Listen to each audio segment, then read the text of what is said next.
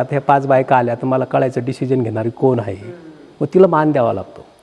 Decision घेणारी ह्या, आणि मी जर तुमच्याकडे पाहून बोललो ना, यांना राग येतो. यामध्ये चला आपण दुसऱ्या दुकानात जाऊ. हे असे किस्से घडतात.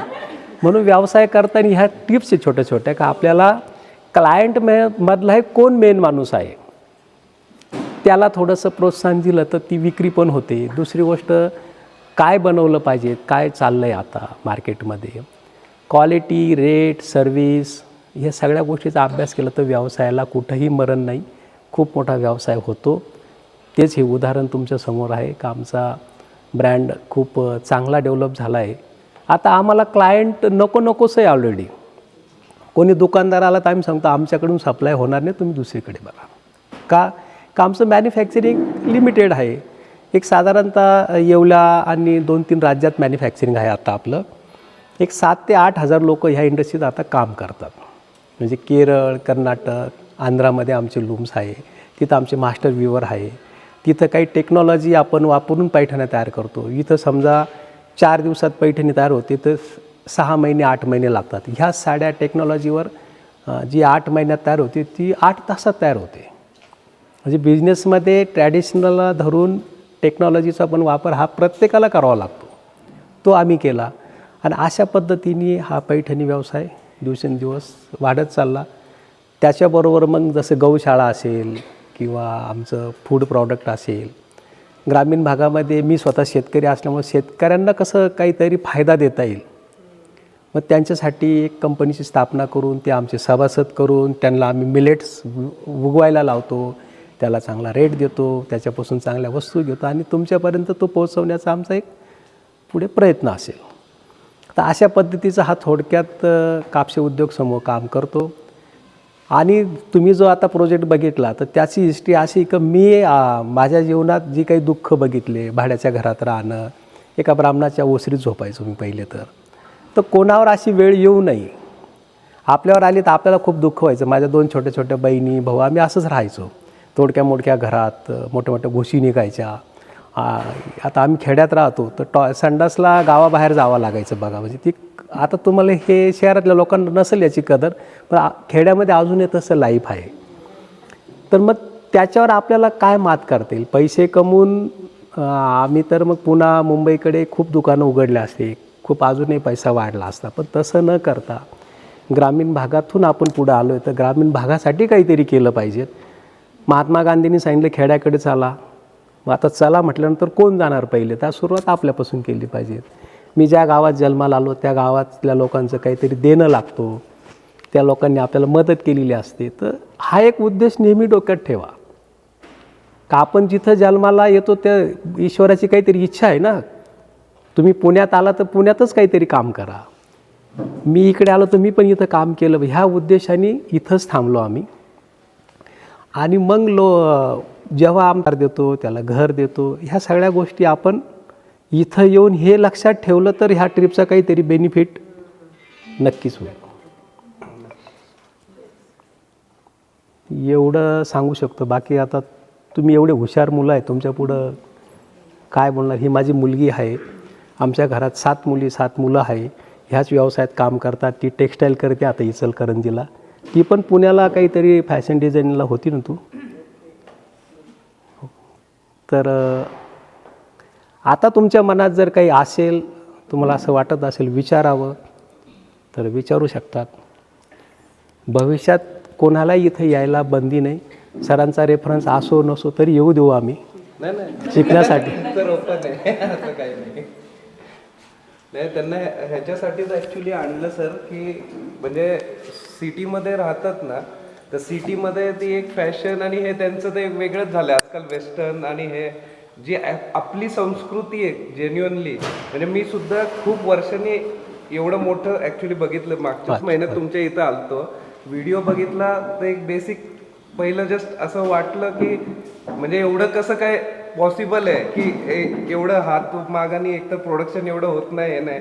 म्हणजे प्रत्यक्षात येऊन बघितल्यानंतर जेन्युअनली म्हणजे वाटलं की खरंच म्हणजे या गोष्टी उलट व्हॅल्युएबल आहेत. आणि आपल्या ॲक्च्युली कंट्रीच्या ज्या एवढ्या वर्षापूर्वीच्या ही हिस्ट्री आहे, म्हणजे ती अख्ख्या वर्ल्डमध्ये कोणाकडे एवढं पुरातन काळापासून चालत येणाऱ्या गोष्टी खूपच कमी आहेत. आणि त्यात पैठणी एक मात्र असं आहे की जे आपल्या इथं चालते आणि मग त्याविषयी म्हटलं काही करून स्टुडंटला माहिती व्हायला पाहिजे आणि त्यांनी जेन्युअनली उतरायला पाहिजे या बिझनेसमध्ये.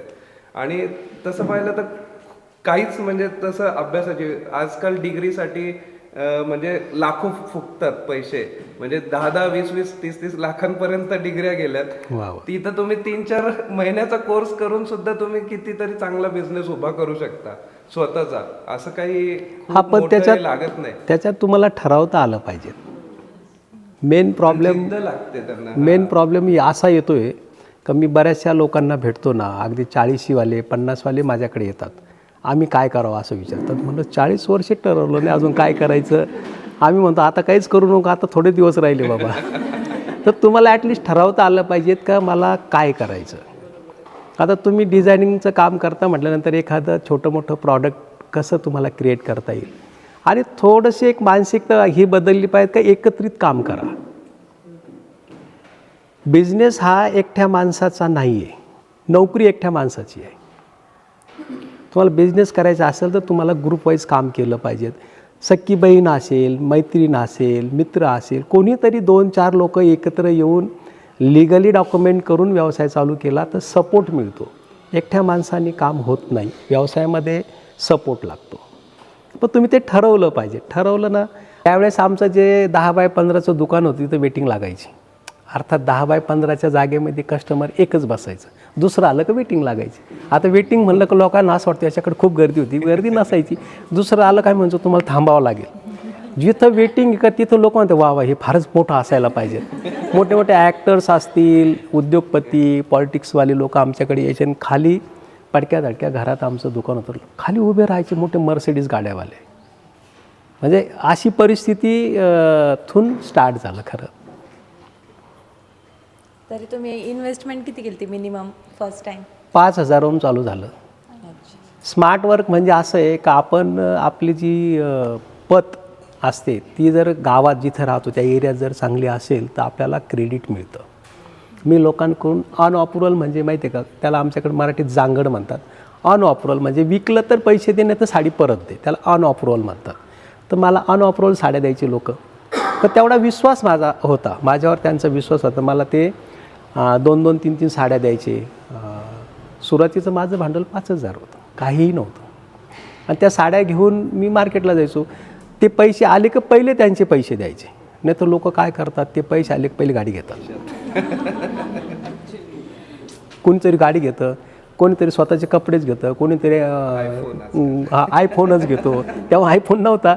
अशा ज्या सवयी आहे, म्हणजे बघा आता तो विषय निघाला म्हणून सांगतो की माझा व्यवसाय 55 कोटीवर गेला तोपर्यंत माझ्याकडे 4 व्हीलर नव्हती. बायको जाम नाराज व्हायची की मी बसने किती दिवस जाऊ. माझी सगळी फॅमिली म्हणजे आता तरी गाडी घे. मी म्हणायचो आपण गाडी भाड्याने घेऊ.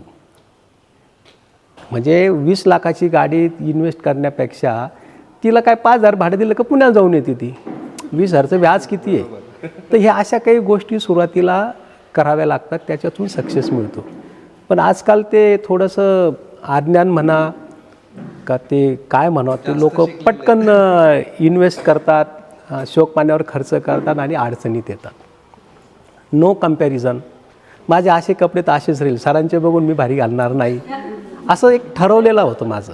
का कोणाचं कसंही घर असू द्या माझं असंच राहील, मी गाडीत फिरणार नाही. अगदी मग 2013पासून गाडी घ्यायला सुरुवात झाली. हे प्रॅक्टिकल. Thank you sir.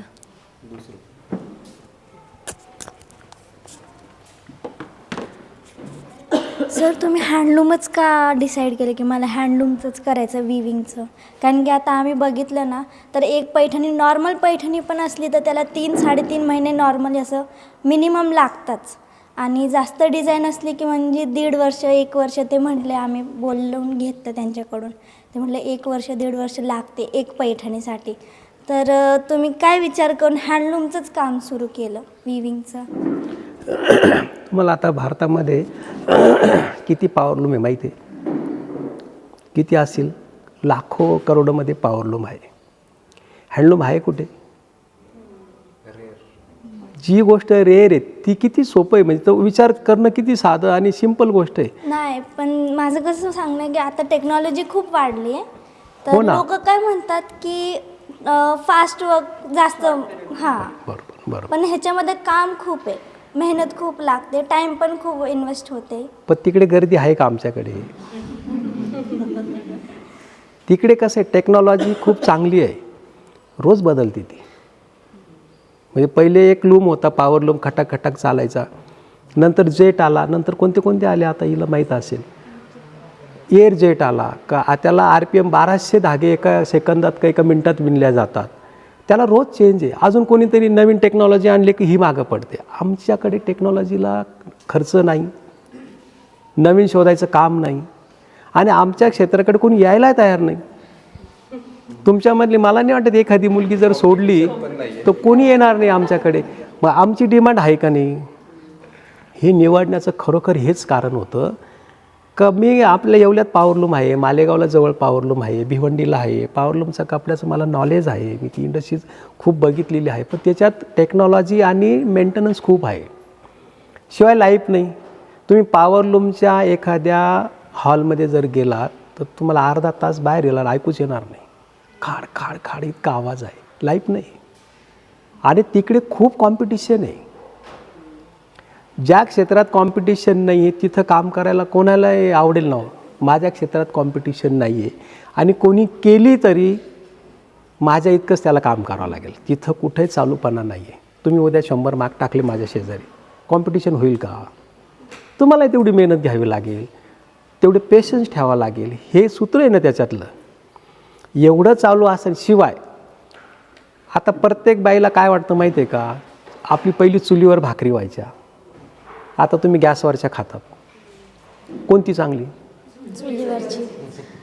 प्रत्येकाला आवडतं, भेटत नाही. आता जर तुम्हाला म्हटलं ना संध्याकाळी चुलीवरचं पिठलं आणि भाकरी आणि ठेचा देतो तर कदाचित काही मुली थांबतील इथं खायला. सर बाहेर गेलो पण आपण चुलीवरचं जेवण शोधतो. जेवतो का नाही, मग कशाला डिमांड आहे? हे सूत्र कळालं पाहिजेत. ते मला कळालं. तुम्ही पण हे डिसिजन घेताना ते सूत्र शोधा, प्रॉपर शोधा. उगाच कोणी काहीतरी सांगतं म्हणून नाही. आणि त्याच्यामुळे आम्हाला कोणी कॉम्पिटिटर नाही आम्हाला. म्हणजे आज पैठणीच्या डिमांडनुसार आम्ही फक्त 10% माल सप्लाय करू शकतो, इतकी डिमांड आहे. असं कोणतं क्षेत्र दाखवा बरं, कोणतंच नाही आहे का? प्रत्येकाचा एकच प्रॉब्लेम का आम्हाला ग्राहक नाही, आम्हाला कुठं माल सप्लाय करायचं त्याची आयडिया नाही. आम्ही खूप माल तयार करतो कारण टेक्नॉलॉजी आली. पण आमच्या क्षेत्रामध्ये तसं उलटं आहे. म्हणून तुम्ही हस्तकलेकडे या. थँक्यू. तुमच्या लक्षात आला ना पण मुद्दा?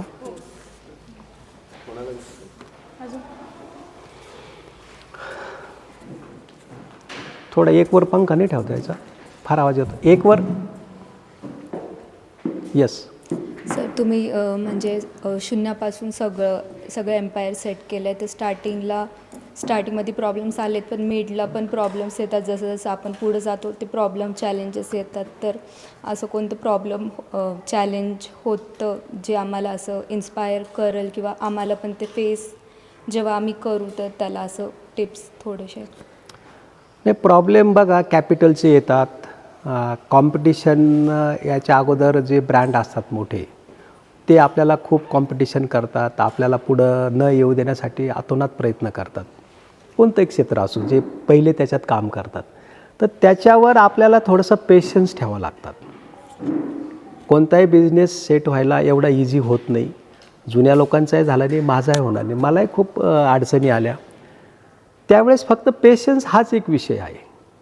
आणि तो व्यवसाय सक्सेस करण्यासाठी सपोर्ट लागतो. मग फॅमिलीचं सगळ्यात पहिली गोष्ट मग फॅमिली लागते. माझे सेल्समन असतील, माझे विणकर असतील, आमचं एक आपल्याला कळालं पाहिजे का आपण एकटे पुढे जाऊ शकत नाही. तर सुरुवातीपासून माझ्याबरोबर जे विणकाम करणारे माझे कारागीर होते, मी त्यांचा विचार करायचो. आता तुम्हाला सांगतो, मी भाड्याच्या घरात राहायच्या अगोदर माझ्या एका विणकराला मी घर बांधून दिलेलं आहे. कारण तो विणकर गेल्या 100 वर्षापून पैठणी विणतो. आपल्या घराच्या पाठीमागं भिंतीला भिंत आहे, उपाशी म्हणून. त्याचा विचार केला म्हणजे माझ्याकडे ना माझा स्टाफ किंवा माझा जो मॅन्युफॅक्चरिंग करणारा वर्ग एकदम स्ट्रॉंग होता. तरी मला कॉम्पिटिशन व्हायची नाही असं नाही, अडचणी आल्याच. पण पेशन्स ठेवावे लागतात, दूरदृष्टी ठेवावी लागते. आणि रॉयल काम करलं तर फार दिवस कॉम्पिटिशन टिकत नाही, खोट्या कामाला अडचण येते. माझं काम रॉयल होतं, म्हणजे मला जर साडीमध्ये 2,000 मिळायचे तर मी विणकराला 1,000 द्यायचो. मला 500च राहील, मी माझ्या क्लायंटला त्याचं डिस्काउंट द्यायचो की नाही एवढेच द्या. दुसरी गोष्ट, तुम्ही माझ्याकडे साडी घ्यायला आले तर मी तुम्हाला सांगायचो की ताई तुम्हाला ही नाही, ही साडी चांगली दिसेल. एक चांगला भाव आपल्या व्यवसायात असला पाहिजेत, त्यांनी आपल्याला सपोर्ट मिळतो आणि त्याच्यातून मार्ग निघतो. सोशल ॲक्टिव्हिटी केल्या पाहिजेत. व्यवसाय करताना आपल्या अडचणी लोकांना सांगण्यापेक्षा महिलांचा एखादा कार्यक्रम, माझा साडीचा व्यवसाय आहे, समजा नागपंचमीचे स्पर्धा असतात, रांगोळी स्पर्धा असतात, अशा काही ठिकाणी थोडं थोडं डिवोशन बी पाहिजेत. कॉम्पिटिशन ही फक्त पैशाची होत नाही, कोणाकडे किती पैसा असू द्या, पण तुमचं सोशल ॲक्टिव्हिटी जर असेल, तुमचा स्वभाव चांगला असेल. फॉर एक्झाम्पल, आमच्याकडून कोणी साडी घेऊन गेलं, त्यांनी जर 6 महिन्यांनी परत दिली तरी घेतो आम्ही त्या बाईला नाराज नाही करत. तिला म्हणतो ताई घेऊन या. ती बिचारी ती एक साडी बदलायला आणि ती 10 साड्या घेते. नंतर ती साडी तिला देतो, आम्ही तिला समजून सांगतो की ही नेसलेली साडी कोणाला देऊ नये. ती म्हणते मग काय करू भाऊ? आम्ही म्हणतो काय द्यायचं बाई, तू थोडीफार ते आम्हाला. म्हणजे आपल्या व्यवसायामध्ये आपल्याला कॉम्पिटिशन करणाऱ्या माणसाला जे शक्य नाही. मी जिथं नोकरी करत होतो त्यांनी मला कॉम्पिटिशन केली, पण त्यांच्या काही चुका होत होत्या. ते नोकरांना नोकर म्हणून समजत होते, मी माझ्या नोकरांना मालक म्हणून समजतो, माझे पार्टनर समजतो. ह्या गोष्टी माणसाला अडचणीत कामाला येतात. मी ते करत आलो, कधी असं मागं बघायची वेळ आली नाही. आणि पैशासाठी व्यवसाय करू नये. एक पर्टिक्युलर वेळेपर्यंत ठीक आहे, पैसा लागतो, पण नंतर आपल्याला थोड्याशा ह्या गोष्टी जमल्याच पाहिजेत. नोकरीवाल्याचा विषय वेगळा आहे. तर अशा गोष्टींमुळे आपल्याला मात करता येते. अडचणी ज्या येतात ना, ह्या लोकांमुळे कधीच आलेल्या नाही. कोणत्याही क्षेत्रामधल्या अडचणी ह्या, माझं मत असं आहे, नोकरीमध्ये अडचणी कंपनीमुळे येत नाही, आपल्या आळशीपणामुळे, आपल्या अज्ञानामुळे, आपल्या वाईट सवयीमुळे अडचण येते. व्यवसायामध्ये पण अडचण मला असं वाटलंच नाही का कॉम्पिटिटरमुळे अडचण आली. कोणामुळे अडचण येत नाही. अडचण ही माझ्या वैयक्तिक वाईट सवयी असतील, दुर्लक्ष असेल. थोडक्यात मी व्यवसाय चालू केला, दुकान चालू केलं, आणि मी जर रोज कोणाच्या तरी पार्टीला जायला लागलो, कोणाच्या लग्नाला जायला लागलो, कोणाच्या साखरपुड्याला जायला लागलो, बायकोच्या माहेरी जायला लागलो, जमेल का? माझा मेहुणा आता दुकानात गेले नाही तुम्ही. आम्हाला दुकान चालू करून आता 25 वर्ष झाले. तो माणूस एकही दिवस बाहेर गेला नाही. 17 वर्ष. आमचं लग्न झाल्यानंतर आम्ही कधीच अजूनही फिरायला गेलो नाही, एकदा दोनदा सोडलं तर. 14 वर्ष आम्ही बायकोच्या माहेरीच गेलो नाही जमत. वेळ द्यावा लागतो, खूप वेळ द्यावा लागतो व्यवसायामध्ये. म्हणजे 18 घंटे काम करणाऱ्याचाच व्यवसाय आहे. हे 8 घंटे करणारे हे नोकरीवाले माणसं. म्हणून त्या चुका होता कामा नये. दुर्लक्ष ही सगळ्यात मोठी अडचण. म्हणजे माझ्या डोक्यात जर पैठणी विषय आहे ना, तर मग मी दुसऱ्याचं बघून, आता तुमचं फॅशन डिझाईनचं कॉलेज आहे, मी म्हणेल वा याच्यात खूप पैसे मिळतात, मग ते चालू करायचं का? नाही. शेजारचा माणूस किराणा दुकानामध्ये खूप पैसे कमवतो, मग किराणा दुकान टाकायचं का? नाही. माझा व्यवसाय चांगला आहे, मी याच्यातच अभ्यास करेल, याच्यातच पुढं जाईल. ह्या गोष्टी केल्यानंतर मला असं वाटतं अडचण वगैरे येत नाही. सर, तुम्ही साड्यांमध्ये पैठणी साडीच कशी काय चूज केली? म्हणजे तुम्हाला आयडिया कुठून आली ती? मी 12 वर्ष पैठणीबरोबरच राहिलो. मी नोकरी एका पैठणीच्या दुकानात केली, मोठा ब्रँड होता. त्याच्यामुळं माझी ओळख तिच्याशी झाली. आता जिच्याशी ओळख झाली तिच्याबरोबरच राहणार ना. अनोळखी साडीबरोबर राहण्यापेक्षा, तुमच्या भाषेत सांगितलं मी, तर ती बिचारी, तिची माझी खूप असं बाउंडिंग झालं छान. आम्ही रोज सकाळपासून रात्री 12 वाजेपर्यंत फक्त पैठणीबरोबर बोलायचो. आमच्याकडे मी इथे एक सोनी पैठणी म्हणून एक दुकान आहे, मोठा ब्रँड आहे, मारवाडी लोक आहे, खूप चांगली लोक आहे. तर त्यांच्याकडे मी सेल्समनशिप करत होतो. माझ्याकडे जयपूर, अहमदाबाद, पुणे, मुंबई, ठाणे खूप मोठ्या मोठ्या घरातले लोक यायचे. तुमच्यासारखे त्यांची मुलं मुली असायचे.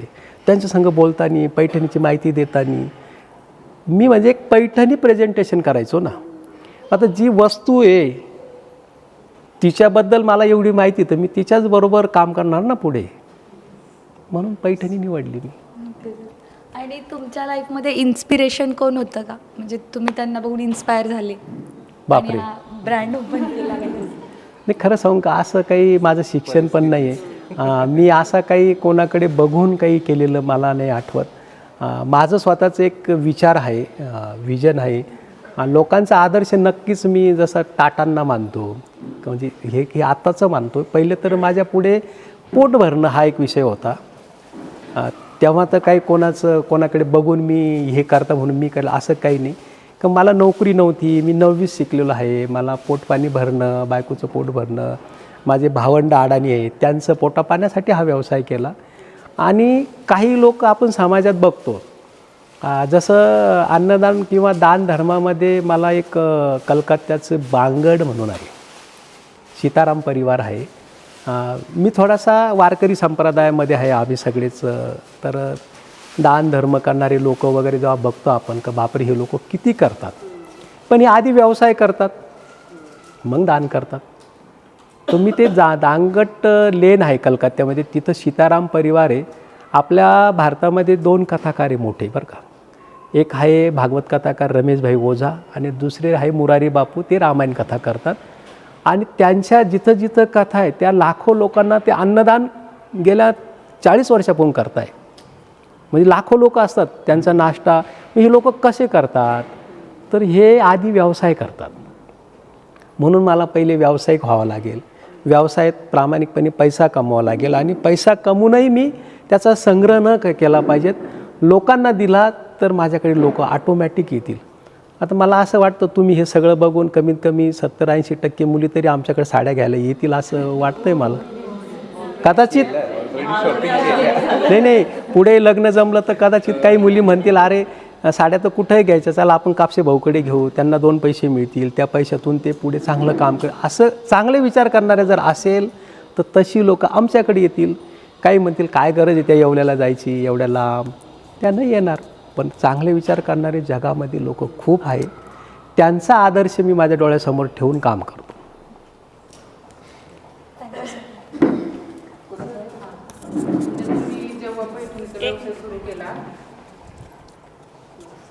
तेव्हा जी पहिली पैठणी तयार केली, म्हणजे त्यावेळेस काय किंमत होती त्याची, आणि ती ग्राहकांपर्यंत म्हणजे जेव्हा तुम्ही गेले ग्राहकांकडे, मग ग्राहकांना कसं पटवून दिलं तुम्ही की याची किंमत एवढीच, म्हणजे अशी. त्यावेळेस तर ग्राहक विचारणार ना की एवढी महाग का म्हणून ही, किंवा असं. पहिला माग टाकला त्यावेळेस इथं ह्या परिसरात विखे पाटील नाव ऐकलेत तुम्ही? हो. शिक्षण संस्था आहे त्यांच्या मोठ्या. त्यांचे जे वडील होते ना, नामदेवराव परजणे, तर मी ज्या दुकानात कामाला होतो तर ते आले का मला ते नेहमी बोलायचे, का रे तू मराठा आहे का? मी हो. मग ह्या मारवाडी लोकांकडे किती दिवस काम करतो? म्हणजे गरज आहे. अरे मग तू इतका चांगला बोलतो. आपण जनरली बघा एका दुकानात गेलो तर आपण म्हणतो का रे तू इतका चांगला सेल्समन आहे, मग तू का काही करत नाही? मी काका ते फार अवघड आहे, त्याला पैसे लागतात. आणि जेव्हा मी काम सोडलं, जेव्हा माझ्या घरी माझ्या भावासाठी हातमाग टाकला, तर मला ती आठवण होती का तो म्हातारा आपल्याला सारखं चिडवायचा. त्याच्याकडे साड्या घेऊन गेलो मी. ते इथं कोपरगाव आहे, त्यांच्या मळ्यात गेलो मी 3-4 साड्या घेऊन. तो इथं काय साड्या आणल्या, माझी मुलगी त्या विखे पाटलांना दिली आहे, तिथं जा. तिथं गेलो तर आत्ताच्या जे शालिनीताई विखे जे आहे, तुम्ही नाव ऐकून असा, सुजय विखेंची आई, तर तिथं गेलो तर ती त्यांचा एवढा पदर होता, त्या सासऱ्यासमोर बोलतच नव्हत्या. त्यांनी नंतर मग मला जेवू घातलं, माझी एक साडी घेतली. त्यांची मैत्रीण पुण्याला हृदयनाथ मंगेशकर राहतात, एक कावेरी हॉटेल आहे तिथं पुण्यामध्ये, त्याच्यासमोर त्यांचा बंगला आहे. आता ही 2001ची गोष्ट सांगतो मी.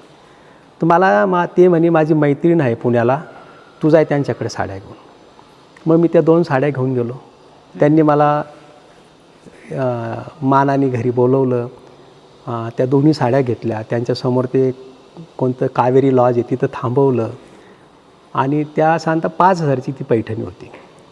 तर अशी ह्या स्वतःच्या 3 पैठण्या तिथं विकल्या. नंतरची पैठणी आम्ही इथं वणीची देवी आहे, जे आमचं कुलदैवत आहे सप्तशृंगी, तिला 14 वार साडी लागते, 11 वार साडी, 3 वाराचा ब्लाऊज, तो विणला. कोणतंही काम करताना हे आपण ज्या सृष्टीत राहतो ती आपलं नाही आहे, त्याचं आपण देणं लागतो. म्हणून ती 4थी साडी तिथं दिली आणि मग नंतर साड्या बनत राहिल्या. पुढचं सांगायला आपल्याला उद्यापर्यंत थांबावं लागेल. Okay, thank you.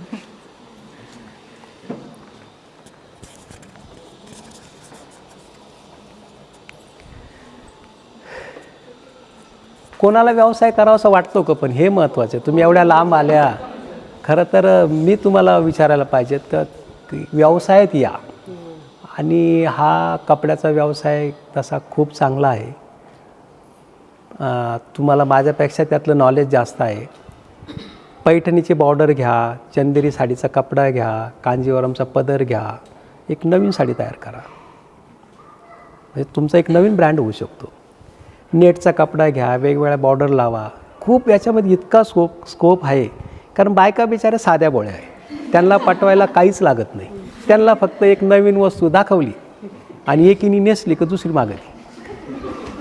एकीची पाहिली कुठं लग्नात जर बघितली ना तो सगळ्या वेड्यासारख्या करतात, मला तीच घ्यायची. त्या माधुरी दीक्षितने आम्हाला एक साडीची ऑर्डर दिली, नेव्ही ब्ल्यू रंगाची साडी, त्याच्यावर मोठे मोठे पान, ऑरेंज कलरची बॉर्डर. ती साडी बघून इतके नवरे म्हणायला लागले मला अशी साडी घ्यायची माझ्या बायकोला. अशी फॅशन आहे. फक्त आता तुम्ही एवढे नशिबाने का तुम्हाला आता हे इंस्टा काय काय आहे ना, फेसबुक, एक पोस्ट टाकली तुम्ही तर तुम्हाला खूप ऑर्डर येऊ शकतात. फक्त कामामध्ये परफेक्शन पाहिजे. तुम्ही नशिबान लोक आहे. आम्हाला खूप हार्डवर्क करावं लागलं. आमच्याकडे काहीच नव्हतं तेव्हा सर.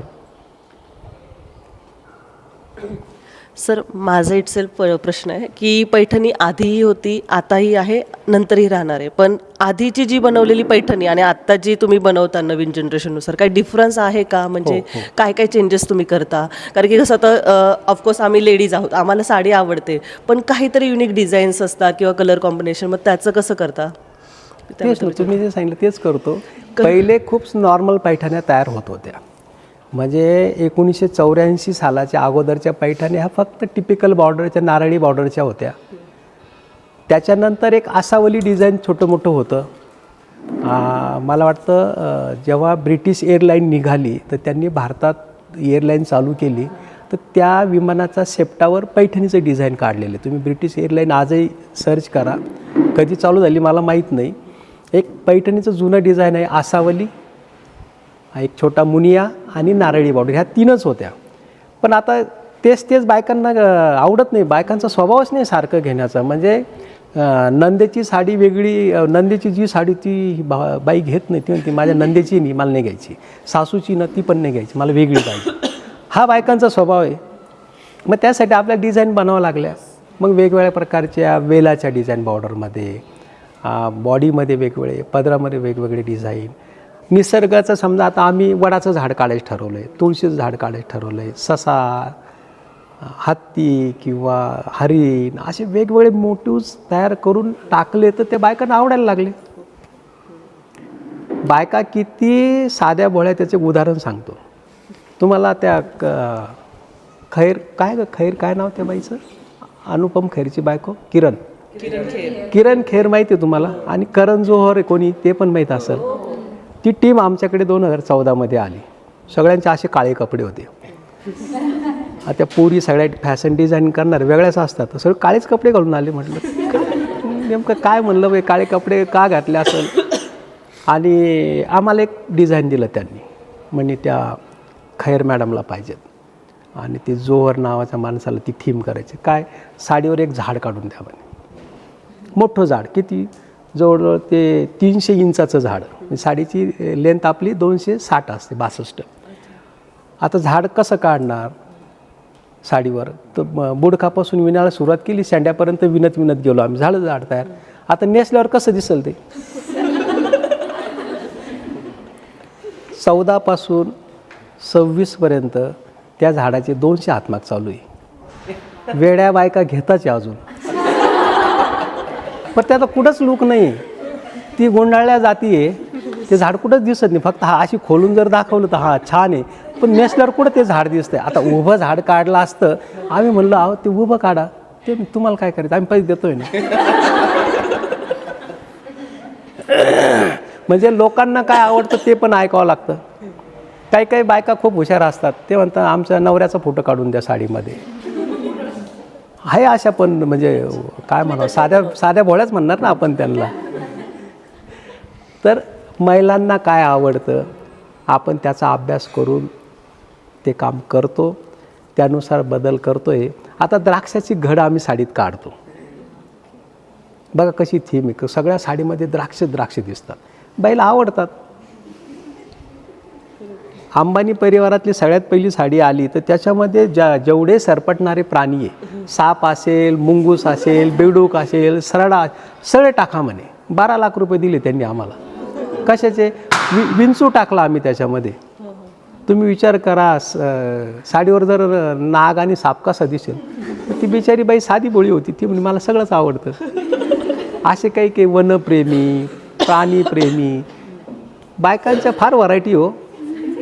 त्यानुसार आम्ही करतो आणि आनंद घेतो आम्ही. वा वा, अशाही बायका असतात. मला एक क्वेश्चन आहे सर, की तुम्हाला पैठणीमध्ये मोरच निवडावा असं का वाटलं? कुठे मोर करतो आम्ही? मोर म्हणजे होता. मोस्टली ही पॉप्युलर का झाली मोर ही काय design? झालं, त्याच्यावर खूप लिटरेचर आले. पैठणीवर कविता झाल्या, पदरावरती जर तारीचा मोर नाचरा हवा, अशी मोर फेमस केला लोकांनी. हां. आणि मोर असा प्राणी आहे की त्याला कसाही आकार देता येतो. तुम्ही मोराचा पिसारा मोठा काढा, मोर वाटतो. मोराची चोच वेगळी काढा, तिची मान मागं दाखवा, इकडे दाखवा, छोटा पिसारा कसंही दाखवा, मोर सगळ्या शेपमध्ये मोरच वाटतो. कावळा कसा काढला वाटेल का हो कावळा? म्हणून मोरावर काय झालं, खूप लिखाण झालं. खूप साऱ्या टीचरनी PhD केलं, त्याच्यात बी लिखाण मोरावरच झालं. म्हणून सगळ्यांना मोर आवडतो. किंबहुना पहिली पैठणी घेताना प्रत्येक बाई आमच्या लक्षात असं आलं की ती मोराची आणि ट्रॅडिशनल रंग घेते. म्हणजे पैठणीचे ठरलेले रंग आहे, मेजंटा कलर, वांगी कलर, डाळिंबी कलर. तर हे रंग रिफ्लेक्टिव्ह आहे. पैठणीमध्ये ताना आणि बाणा वेगवेगळ्या रंगाचा असं ती झुपचाव दिसते. त्यात याचे 7-8 रंग आहे ना, प्रत्येक स्त्रीला पहिला तोच रंग घ्यावा असं वाटतो. मग 1-2 झाले का मग ती दुसरीकडेच जाते. तर ह्या सगळ्या गोष्टीमुळं ते चालत आलं आहे. पण तिथं आपण थांबलेलो नाही. म्हणजे तुमचा जो प्रश्न आहे ना, मोरच का, तर पैठणीच्या 15,000च्या रेंजपर्यंत मोरच काढता येतो. बाकी डिझाईन काढायचं असेल तर रेंज पण वाढते. आणि 10 ते 20 हजारामध्ये साड्या घेणारा करोडो ग्राहक आहे. म्हणून आजही मोराच्या पैठण्या जास्त विणल्या जातात. तर तुमची इच्छा असेल मग तसं नाही, एक जनरल क्वेश्चन होता. हां, मग तुमच्या मनात शंका असेल तर आम्ही मोराच्या जागेवर दुसरं टाकू का हो सर? सर तुम्ही कोणत्या एजमध्ये स्टार्टअप केला होतं? बापरे, मी व्यवसाय जो शिकलो आणि चालू केलं ना, खूप चांगला प्रश्न आहे तुमचा. मी वयाच्या 7व्या वर्षी माझ्या गावातून मी शेण गोळा करून गवऱ्या बनवून त्या विकायला न्यायचो. मी खरा व्यवसाय वयाच्या 7व्याच वर्षी चालू केला, जेव्हा मी 2रीला होतो. 2री, 3री, 4थी मी ह्या एरियामधलं गाईचं शेण गोळा करणे, त्याच्या गवऱ्या थापणे, गवत घेणे, ते विकायला शहरात नेणे. तर वयाच्या 7व्या वर्षी व्यापार चालू केलेला आहे मी. तेव्हा मला तुमच्यासारखे सुशिक्षित लोक दिसले. बापरे, हे आपल्या गवऱ्या घेतात. त्यांच्या घरी जायचो मी, ते कुठंतरी चहा पाजायचे आणि ती कशी मोठी माणसं कशी राहतात, त्यांची गाडी असते, त्यांची बायको छान असते, त्यांची मुलं छान असतात, हे तेव्हा कळालं. कारण बघा, गवऱ्या विकणारा माणूस कसा असेल, खूप वाईट परिस्थिती. म्हणजे ती चड्डी एका हातात धरायची, त्या गवऱ्या डोक्यावर न्यायच्या, एवढ्या लांब 4 किलोमीटर 100 गवऱ्या घेऊन जायच्या, ती मान दुखायची. खूप वाईट परिस्थितीतून तो व्यापार शिकलो खरं मी. आणि तिथं क्वालिटी कळाली का आपल्या गवऱ्या जर चांगल्या असेल, आपली घासाची पेंडी चांगली असेल तर लोक घेतात. म्हणजे लोकांना काय आवडतं? क्वालिटी. आणि हे खरंच लहानच वयात कळतं. ह्या वयात थोडंसं माणूस बिघडतो, थोडं मला असं वाटतं नाही समजत. लहान्या वयामध्ये जे संस्कार होतात ते माझ्यावर झाले. Thank you. Thank you so much sir. म्हणजे मिगा फॅशन इन्स्टिट्यूटच्या स्टुडंटला तुम्ही हे गाईड केलं आहे, खूप चांगल्या प्रकारे केलं आहे. कसे असं सर कॉन्सेप्ट सगळ्यांकडे असतात आजकाल. बघता तुम्ही सांगितलं त्याप्रमाणे आम्ही बिझनेस करतो, शिकतो, पडतो, परत उठतो, हे करत असतो. स्टुडंटला वेळोवेळी आम्हीही गाईड करत असतो. कारण की कसं असतं, जिद्द, चिकाटी आणि पॅशनफुली करणं हे खूप महत्त्वाचं असतं. कारण की आजकाल मोटिवेटेड व्हिडिओ बघितले की सगळ्यांनाच वाटतं मी बिझनेस करावा, पण ते बिझनेससाठी डेडिकेशन किती लागतं हे त्याच्या पाठीमागची हिस्ट्री ज्याला त्यालाच माहिती असते. तुम्ही खूप छान गाईड केलं. मी स्वतः खूप एक्सायटेड होते तुम्हाला भेटण्यासाठी. म्हणजे जेव्हापासून सरांनी सांगितलं की अशी एक व्यक्ती आहे जी अशी घडली आहे, खूप क्युरिओसिटी होती. म्हणजे मी माझ्या स्टुडंटला रेडी करताना प्रत्येक वेळी तेच एक्झाम्पल सांगत होते की आपण भेटायचं त्यांना, आणि तो आनंद मला खरंच जाणवतो. म्हणजे तब्येत ठीक नसतानाही म्हणजे मी आता आली आहे वगैरे, आवाजही ठीक नाही आहे, पण म्हणजे ते कारण न ठेवता, कारण की ते एक रिझन आहे, रिझन न देता येणं आणि हे ऐकणं प्रिसियस एक्सपिरियन्स आहे. खूप चांगलं वाटलं आणि नक्कीच स्टुडंटला त्याच्यातनं गायडन्स भेटला असेल. सर दिवस तर हा 22 जानेवारी 2026 असाही गेला असता, हो की नाही, पण शिकणं आणि ह्या गोष्टीतून काही ना काही घडणं, म्हणजे माझे स्टुडंट पण काहीतरी घडतील, माझ्या टीचर्सला पण खूप साऱ्या गोष्टी समजतील, मलाही समजलं, सरांनी समजलं. खूप मौल्यवान वेळ दिला सर तुम्ही. खूप खूप आभार सर तुम्हाला.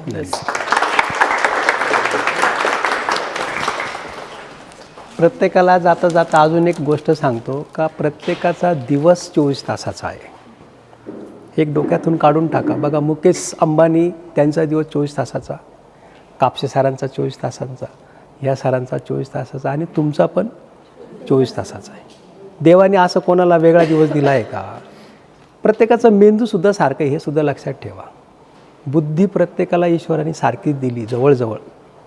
एवढं सगळं असताना मी छोटा आहे, मी गरीब आहे, मी अंबानी नाही, आपण प्रत्येकजण अंबानी आहोत. पण त्या 24 तासाचा तुम्ही वापर काय करतात?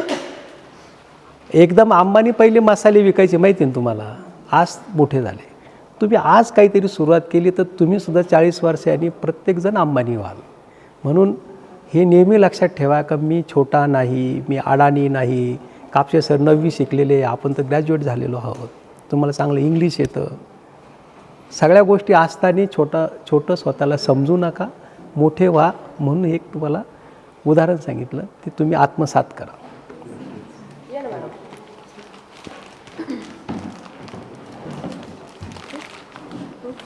या मॅडम या.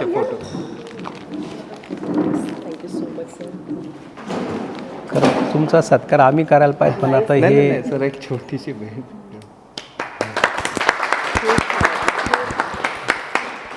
तुम्ही जे सांगितलं त्याच्यापेक्षा कमीच आहे. एवढं म्हणजे नाही होत. म्हणजे या गोष्टी क्लिअरली बोलणं स्टुडंटला या गोष्टी नाही करत. आणि sir real examples, real stories असं बाकी आपण बघतो वगैरे, बायोग्राफीज वाचतो, पण नाही, आमच्याकडे आर्टिफिशियल काही आम्ही दाखवण्याचा प्रयत्न करत नाही. आमच्याकडे तुमच्याकडचे काही लोक येतात, तुमचा असा व्हिडिओ बनवू, काहीतरी सांगतात त्या व्हिडिओमध्ये, म्हणून असं काही करू नको, जे आहे त्याच्यापेक्षा कमी सांगा आधी, म्हणजे असं सांगू नको. तर रिअल राहा, काही अडचण येत नाही. Thank you so much. चालेल, ओके, चालेल.